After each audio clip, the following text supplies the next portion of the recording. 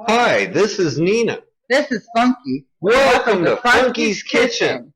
Today, what are we making for everybody, Nina? Seafood lasagna. Seafood lasagna? Does red sauce go with seafood? No, we're going to use a cheesy white sauce, which is called bechamel. Bechamel. Bechamel.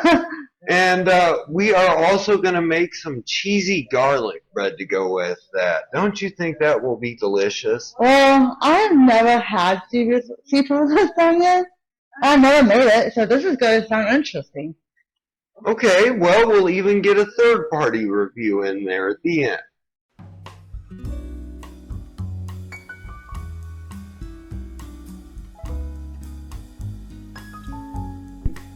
And right now we're going to prepare the shrimp.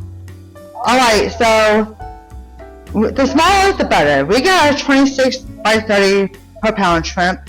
It's a little too big, but it's okay because we can cut it in half and it'll be perfect size. And right now we got 1 pound, so that's all you need. And you can take the tail off by pulling it like that, and then by cutting it in half like so.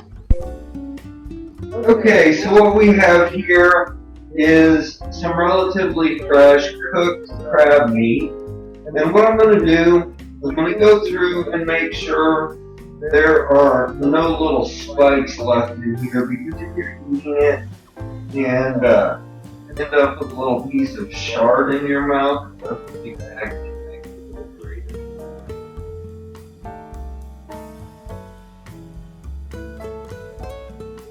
And now we are going to make the cheese sauce for our lasagna, which is typically any kind of cheese sauce that I make for any kind of lasagna. And you can make it with ricotta, cottage cheese. I like to make it with both, but since Funky said that it's going to be turning well with ricotta and he loves ricotta, I mean I do too, but I trust him.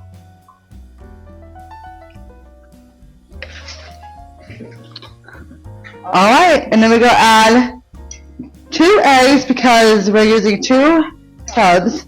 So 1 egg per tub. Just going to mix that through. Alright. I mean, I have never heard of this, but Funky says that we need to add pesto. So, I mean, we're going to add some pesto.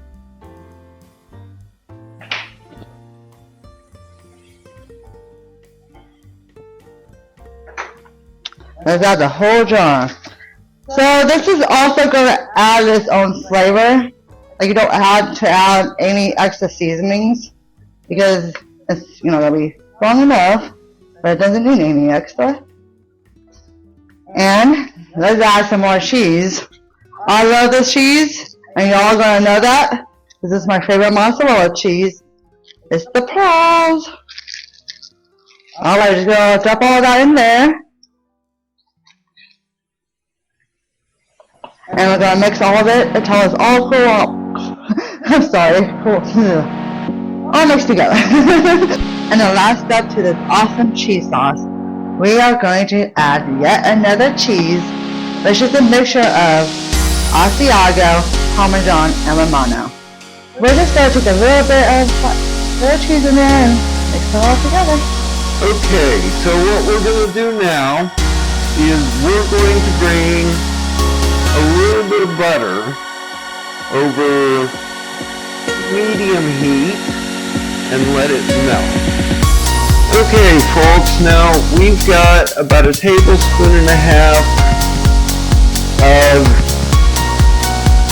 salted butter in this pan, and we certainly don't want to overcrowd the pan with the meat that we are cooking, because then we'll just collect juices and that'll make for a really soggy sauce. I am going to put some smoked paprika in with all of our seafood. I am going to put some garlic powder in there too. I am going to put, of course, the mother ingredient.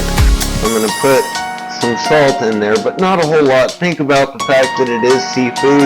Already does have a little bit of salt to it. I'm going to add a little bit of MSG because that really brings out the flavor. And if the jar will open, I'm going to add a little bit of mustard powder just for a little bit of extra zing. Okay, so now the first batch of seafood is done. I'm gonna get started on the second one, and the first thing I have to do is lubricate the pan again with some butter. This is gonna call for a lot of butter, but you know what? Butter and seafood are kind of naturally married. And if you look in the pan, there is also a little bit of residue from the spices that I used earlier, so what I put in the pan next will work well with it.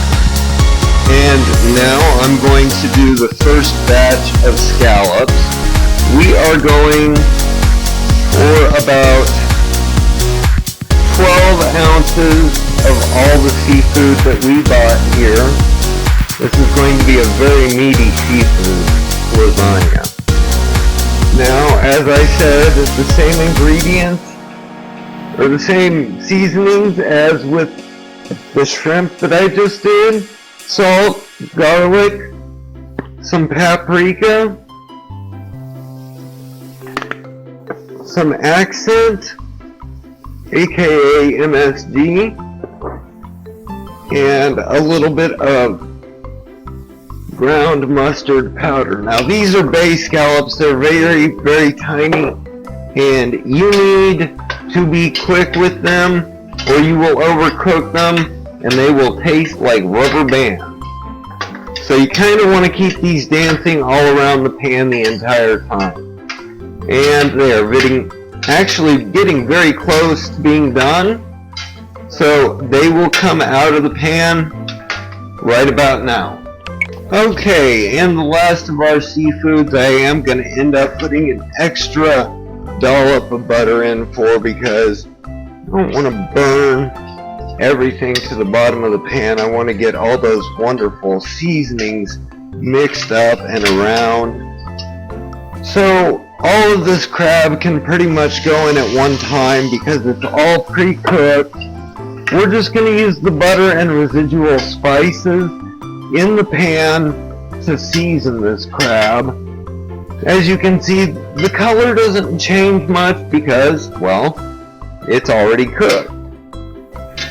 We just kind of want to give it a little bit of flavor, and then we can dump it in with the rest of our cooked seafood.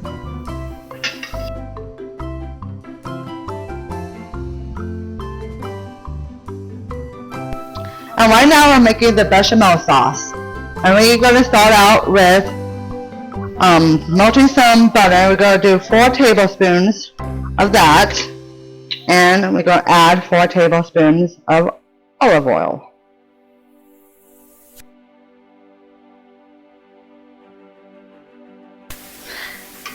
And we're going to let that melt up, and we're going to turn it to medium high, or in Funky's kitchen we're going to set it to 3. So for the bechamel sauce, we're going to start it as a roux. After we get the butter and oil melted, we're going to add a ½ cup of flour, and we're going to mix it in, lightly toasted. And now after we incorporate the flour, because nobody wants to eat raw flour, it's gross. But anyways, after this gets nice and thick and all this stuff is going on, we are going to add 2 cups of heavy cream. As I rip it open.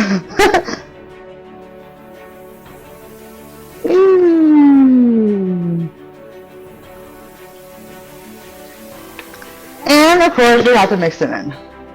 And since it's not cooking well, we're just going to turn up the heat a little bit. So I'm going to turn it up to 3. Maybe I should turn it up to 4. Alright, so this spoon is going to be difficult, and I don't really like making roux out of that.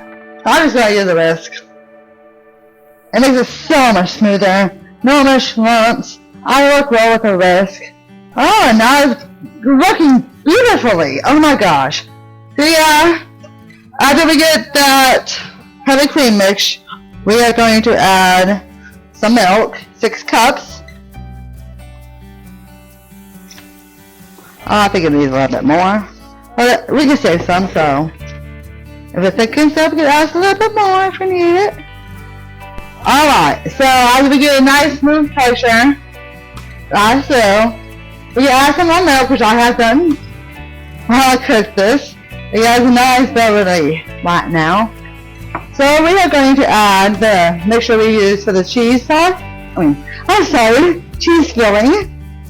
And we're going to add 1 cup of that. Alright, we need to turn this down to the simmer. And I need to add a lot more milk, guys. And after adding way more milk and making way more mess, all that's the final step we're going to do is a couple of dashes of nutmeg. Until it comes nice and velvety smooth. It is coming beautifully, you guys. Okay, so now that we have our bechamel sauce so nicely made by Nina, I'm coming back in here with all of this seafood that I cooked and seasoned, and we're going to build this in here so that it has a nice chunky texture. Now I think you might think this is a little bit odd, but trust me, it works. I don't know how to explain why, but you will see when you make this for yourself. I'm going to get that so that the seafood and the sauce are evenly mixed together like that. Hey now, Funky, let's build this lasagna up right now. Okay, let's do that. So right now, I am going to spray this. What size is this? This is a lasagna pan, 16 by 9, I believe. I'm going to get it all nice and coated. That's what I do. Okay, now, the first step in any kind of lasagna that you make is to get about 1/4 of the sauce evenly distributed along the bottom of the pan. You know, if you can't get perfect, that's fine, but you just make sure it's coated, guys. I don't think we're gonna run out of sauce anytime soon. Oh my gosh, it is so good already. I taste tested this, and my god. Did you like it, Nina? Tell people how good it is. It is so good already. I'm so excited to try this. Okay, so now we are going to lay down our lasagna noodles. These are big lasagna noodles. Yeah, like we said, it's fresh, so. Yep. Oh, and another thing about these lasagnas, these are gluten-free. They're made from almond flour, so we're trying something new out. Would you like to go ahead and take the next step, Nina? So the cheese mixture we have, we are going to nicely spread it with a couple of dollops. Of course, more than a couple. You gotta have a lot of cheese. What kind of people always can't have cheese? I call Funky a cheeseaholic. No. No such thing. Hey, now we got all nicely thickened the distributed. Distributed. I'm just gonna add a nice layer of fresh spinach. I used fresh spinach because I think it tastes a lot better and it gives a better flavor. And I usually just leave the stems on. I give it a nice thick flavor. Becky, what kind of spinach do you use? I usually use a can of spinach. You know what, folks? Leave in the comment what you think is best. What do you think? Well, this is my idea of the fresh spinach, so. Okay. Are we ready for the next layer? Yes, we are. The blooper reel, folks. Okay, so we've got 4 layers going. We go back to the original layer, another layer of sauce. And now we'll lay down another layer of noodles. If I had to fall off, I was none of that. Sorry, guys. And now Nina will follow with some more cheese filling. Heck yeah, I'm just gonna put the rest of this on there, you guys. Oh man. And I'm gonna split it.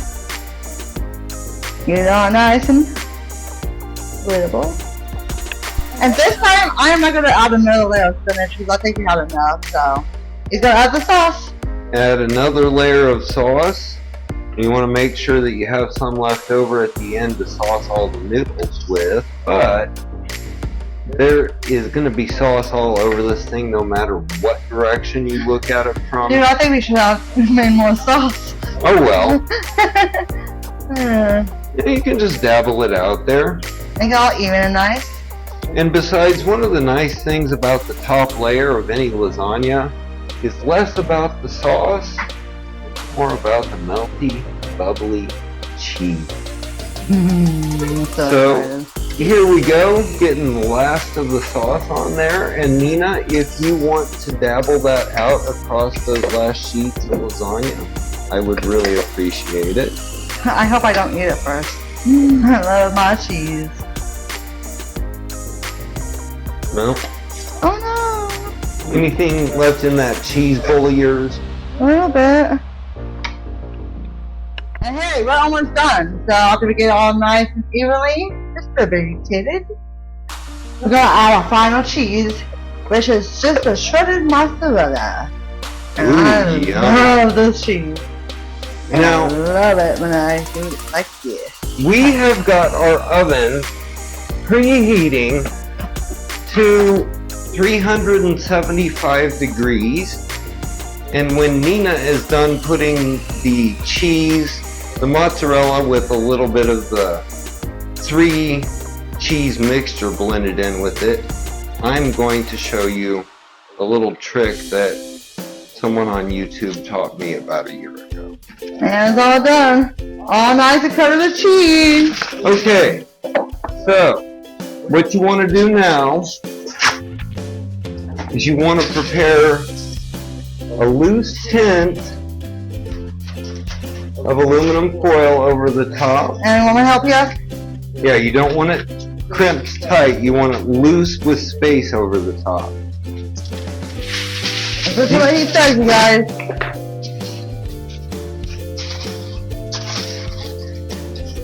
Now we will go place this in the oven for about 40 to 45 minutes. So now, while the lasagna is cooking, I'm going to prepare the garlic bread. And yes, you may have just noticed a piece fell off on the floor. Well, that's the piece for the garbage gods. This is homemade bread, and at certain point you should see a marker for the recipe for this bread if you're interested in making it on your own. Alright, after slicing our bread, we're going to take about an ounce of grated Romano, asiago, and Parmesan, and we are going to put in 1 American stick or 8 tablespoons of butter. And we're gonna pour in about half a tablespoon of garlic powder. And now, using a butter knife, I'm just gonna kind of blend this all together. Okay, now that we have our garlic cheese butter mixed up, we're gonna take a little bit and we're gonna spread that soft aromatic butter across the width of each slice of bread. Here's the heel here, but it's a big heel. And we will come back and show you when the tray is ready to go in the oven. Now I'm going to sprinkle these with some paprika.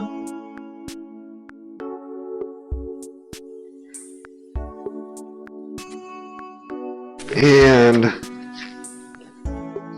very gently with some parsley flakes, reflect the red, white, and green of the Italian flag. Perfect combination. I don't know if the Italian people here do it this way or there, but tastes good.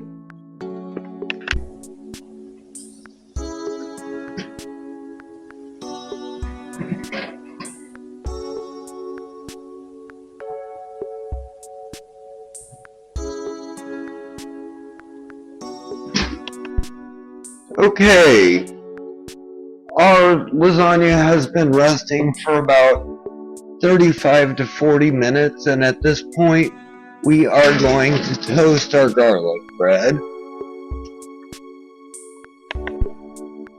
Okay, so it's been roughly a minute and our cheesy garlic bread is done to perfection. We will actually need to let this cool for a minute before we serve it.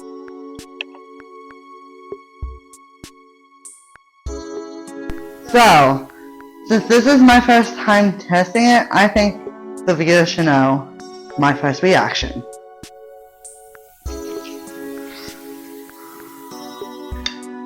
I'll get a little seafood in there too. Some spinach, all the pasta. Make sure my first bite's a good bite.